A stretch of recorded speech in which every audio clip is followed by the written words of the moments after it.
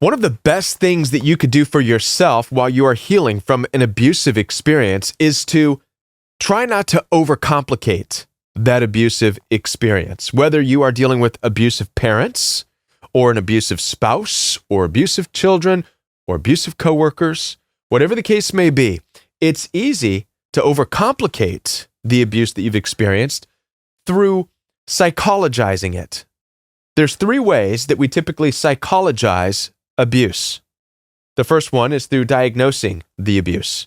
The second is through understanding the root cause of the diagnosis of that abuse.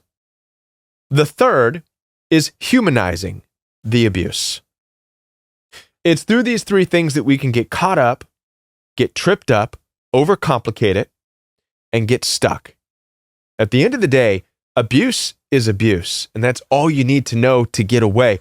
More than that, abuse is evil. And by the end of this message, I want to get to that place where we understand that it's just evil. Let's talk about this. My name is Kevin, and this is The Royal We. Now, before I continue with this message, which is very important for you, by the way, don't miss this message. I want to let you know that I'm here to support you. Down in the description box below this video, you'll find access for one-on-one appointments with me. I do take telephone calls as well as video calls through FaceTime, Zoom, or WhatsApp. It's all available for you, so head on down there. I also have a coaching program where I coach every day, live and in person, Monday through Friday. If you would like to join a growing community, that is the Royal We, head on down there and get started. Now, we're talking about how abuse can be overcomplicated, which only works against you. It keeps you stuck, it keeps you going nowhere, and it will destroy your life. Let's first talk about the overcomplicating abuse through diagnosing. This is the first psychologizing experience that we have of abuse. Anytime we experience abuse from parents or siblings or friends or coworkers, we immediately run to the internet to look up, what the heck did I just deal with? Why is my wife chasing me with a knife? Why is my father yelling and screaming and throwing beer bottles? What? You know what I mean? We start looking up these things. Why does my brother hate me? We start getting into diagnosis. We start getting into, are you dealing with a narcissist? We start finding these words, narcissism, psychopath, sociopath, and it opens up a doorway to which we start going down into this black hole that's never ending of these diagnoses of personality disorders. And then the combinations there within. Why is this a problem? And why does this overcomplicate things?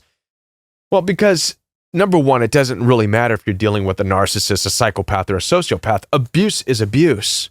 But it traps you into trying to really sort out what it is you're dealing with. So you might continue to further engage with abusive personalities just so you can sort out what you're dealing with.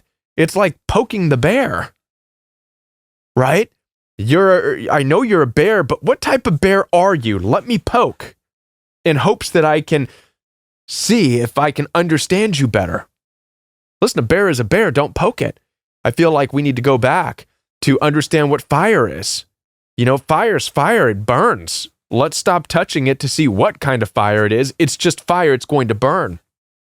At the end of the day, abusive personalities are abusive personalities. And it has never once mattered whether or not it is a psychopath, sociopath, a narcissist, or any of the paths or whatever. It's never mattered.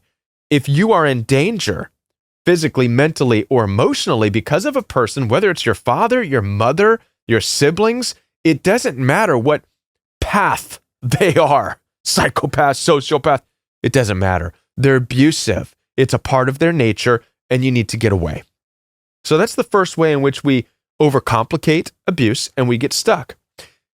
The second way, we have psychologized, and I'm not even sure if that's a word, but I'm going to use it because it sounds good. I actually got it from one of my clients, so thank you. You know who you are. But when we psychologize, the second thing that we do is we then start to get into the root cause or the causation of that diagnosis. So it's not enough that now we know there's narcissists and psychopaths and sociopaths, but then we listen to the scientists and doctors out there explain, well, this is a result of childhood trauma. Now we're getting into the causation. Well, there's trauma in their childhood, or these people were neglected as children, or maybe there's too much fluoride in their drinking water, right? Or perhaps it's because of the global warming on this side of the earth. The gravitational pull has caused these people to be more abusive than listen, all this does is put you into this trapped mentality that you, being a compassionate, loving person, should continue to love those people. Because for some reason, they were robbed of something. That's why they're abusive. Abusive people also play on this. If you notice, they've allowed this to justify their abuse. So cruel, mean, nasty, abusive people out there will be abusive towards you and then, play the victim at the same time. You're supposed to give your compassion to them. But the other bad part about this is that it also causes you to believe that you can fix it. You can do something about it. This is the other trap of overcomplicating the cause of abusive personalities. You think that, oh my gosh, well, it's because of their childhood upbringing. Well, I didn't have a great upbringing, but I surely, maybe I can love them enough, and boom, you're playing right into the abusive person's hands, and you're stuck, and it will rob you away of your life. Not only will it do that, but it will instill in you a sense of hope. Okay, it feeds that narrative of hope, and if you haven't seen the video I posted yesterday about how hope kills, watch that after this video, because your hope is killing you. Hope kills in toxic relationships. And this is something also that the church has really created a problem in. Non-denominational Christianity has really fanned the flames of, have hope with abusive people. Love everybody. Just be loving, be kind. You're loving, and your kindness is what's going to change them. That has created a seed of hope, which is a false narrative, which has kept you stuck in an abusive, toxic relationship. And now you're just getting punched in the face, but you're trying to have compassion on them because, their upbringing may have been rough. Listen, at the end of the day, nobody knows for certain if it's an upbringing or if it's a genetic code or if it really is, too much fluoride in drinking water. Nobody knows. Psychologists, doctors, scientists, nobody can pinpoint the causation of abusive personalities. And the reason is because we're not supposed to pinpoint that. It's just a part of evil. That's the extent of it. All it is understanding the difference. It's simple. It's this simple. There's good and there's evil. There was Cain and there was Abel. One was a murderer and one was obedient. And this goes into the third way in which we overcomplicate the abuse we've experienced. All right? The third way is that we try to humanize abusive people. We try to humanize them, meaning we try to find the commonality.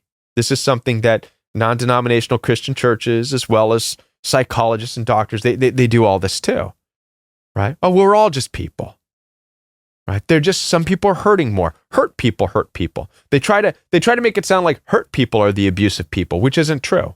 I'm hurt. I'm not out there abusing anybody, trying to kill people. Listen, it's not hurt people that go out and murder. It's not. It's not because they're hurting. Hurt people don't hurt people. We're all hurting. It's something else. But they try to humanize this, which again, it gets us into the territory of, we're all the same, right? We all are just people. And Christianity says this, we all fall short of the glory of God, which is true. We all fall short of the glory of a God, right? Nobody can match that standard. But yet, again, we are not all abusive, and we are not all killers. We are not all murderers. We are not all thieves. So that's wrong. There's even people I respect out there who take this message and continue with it. Dr.Peterson is one of them. I love the guy and what he's doing, but when he makes these claims that, there's a little bit of Hitler and Stalin in all of us. Oh, more than just a bit. I'm like, no. Now you just sound ridiculous. It's like, go back and read your Bible, Dr. Peterson. There's a story, again, Cain and Abel. One was a murderer, and the other was obedient in two different bodies. Cain had a murderous heart from the beginning. This is why his gifts were always rejected. That's what that conversation with God is about. Abel was always obedient. they're not both a combination of murderous and good. They're not. They're very different. I think that what Dr. Jordan Peterson and what psychologists and doctors out there don't like to admit is that we live in a world where there is, in fact, good and evil, and it is split. It is divided. It's not in everybody. There is darkness and there is light, and it is split. What they're trying to say is that there's darkness and light together in all of us, and there's not. You cannot combine those two things. Good and evil do not exist together. The God of the Old Testament of the Bible was very much divisive. Now, this is important to understand because if we fall into this belief that, well, we're all the same, it complicates the abuse that you've experienced, and it causes you to, well, once again, say, well, I'm no better, so I'll just stay involved. And once again, you're getting punched in the face by an abusive person, and you won't get out and save your own life because you feel like, well, we're all the same. I guess I deserve it. I'm no better. Narcissistically abusive people, one of the justifications for their abuse is, in fact, this issue too. I remember when I was dealing with the abusive natured people that I was with, and one of the things they constantly were telling me is, you're no better than us. You're no better than me. Humble yourself down. Humble yourself down. How many of you have heard that nonsense? Basically, as I look back now, they're saying, lower yourself down to us. Lower yourself down to fight with us. I'm not lowering myself down to fight with abusive people, and neither should you. So there's the three ways in which we overcomplicate abuse. The first way is through looking too much at the diagnosis. Number two is trying to understand the cause of the diagnosis. And then number three is to humanize abusive personalities. What we should be doing instead is just going back to the simplicity, the simple message that they had in the ancient world. There's good and there's evil, period, end. Don't mess around with evil people, foolish people. Stay away from them. Don't throw your pearls before the swine. Stay away from them. That's the real message of the Bible, by the way. Yes, and you can not throw your pearls to the swine and still be a loving, kind person. It just means stay away from the abusers. Don't poke the bear. Don't try to understand their diagnosis. Don't try to humanize the abusive experience. Don't try to understand the cause. Save yourself. That's the best gift that you can give to yourself this holiday season. As I said before, I'm here to support you. Down in the description box, you'll find access for one-on-one appointments with me. In addition to that, brand new coaching program where I coach every day, Monday through Friday.